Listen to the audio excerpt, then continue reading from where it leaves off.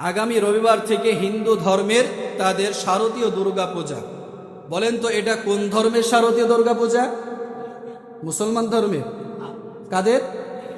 হিন্দু ধর্মের শারদীয় দুর্গা পূজা, এটা তাদের উৎসব।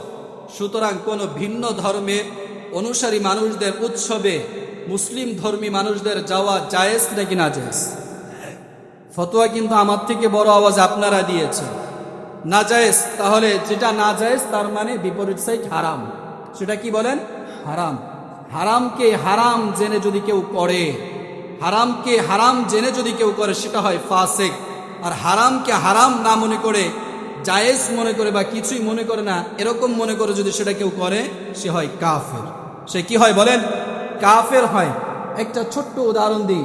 এক যুবক ভাই মনে করেন কথার কথা, নেশা করে, বাবা খায়, পেন্সিডিল খায়। ইমাম সাহেব তাকে দেখা বলে যে ভাই, আপনার ব্যাপারে শুনলাম আপনি নাকি এইগুলো সেবন করেন, আল্লাহর রাস্তায় ফিরে আসেন না। এগুলো করে শরীরের ক্ষতি, পরিবারের ক্ষতি, পরিবারের ভিতরে জাহান্নামে নরক হয়ে যায়। আল্লাহর রাস্তাগুলো থেকে ফিরে আসেন ভাই, এগুলো করে কোনো ফায়দা নাই। পাশ থেকে এক মুরব্বী বাবা হেঁটে যায়, ইমাম সাহেবকে বলে হুজুর বাদতেন তো, যুবক বয়সে এগুলো একটু একটু করে, আয়েন চা খান।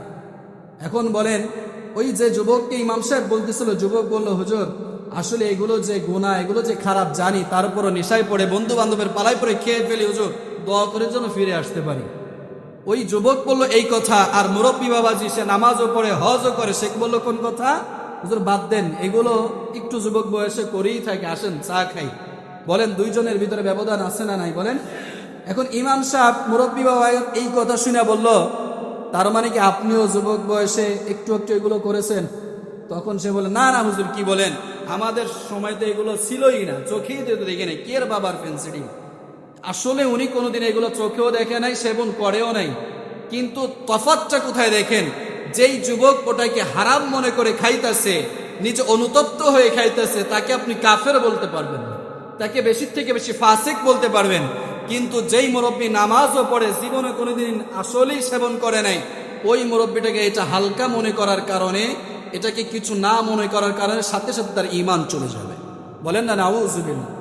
সুতরাং হিন্দুদের পূজা, হিন্দুদের উৎসব, এটা তারা যত বেশি তাদের ইচ্ছা তাদের ধর্মীয় পূজা করবে, সেটাকে যদি কোনো মুসলমান জায়েজ মনে করে, কিছু না মনে, আর এটা করলে আর কি হবে, তুচ্ছ তাচ্ছিল্য করে যদি সেখানে যায়, সেখানে গিয়ে অংশগ্রহণ করে, ঈমান থাকবে না যাবে।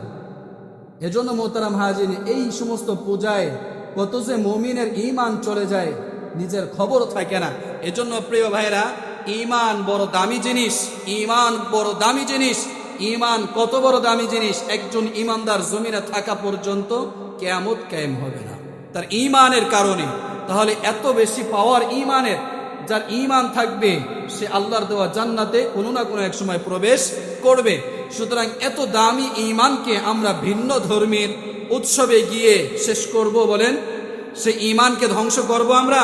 আমাদের সন্তানদেরকে সেই উৎসবে গিয়ে সেখানে তাদেরকে নিয়ে তাদের ঈমানকে ধ্বংস করব? এজন্য প্রিয় ভাইয়েরা, উৎসব যার যার, ধর্ম যার যার, উৎসব তার তার। ধর্ম যার যার, উৎসব সবার, এই কথা কখনো এক হতে পারে না। এত কিছুর পরেও যদি কেউ গাউরামি করে যায়, তার ব্যাপারে আল্লাহ তাআলা কি বলে বলেন?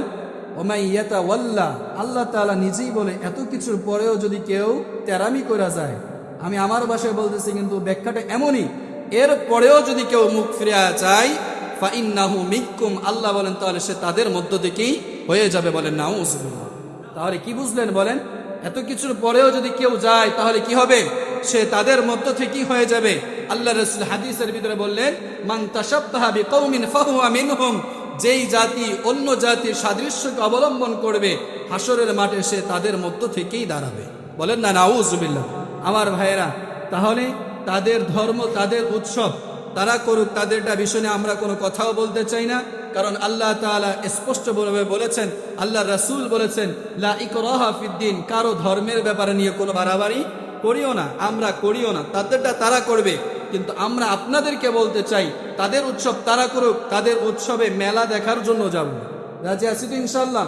মনে রাখবেন, আল্লাহর যেই জমিনে শিরিক হয়, ওই জমিনে অনবরত আল্লাহর আসমান থেকে গজব নাজিল হয়।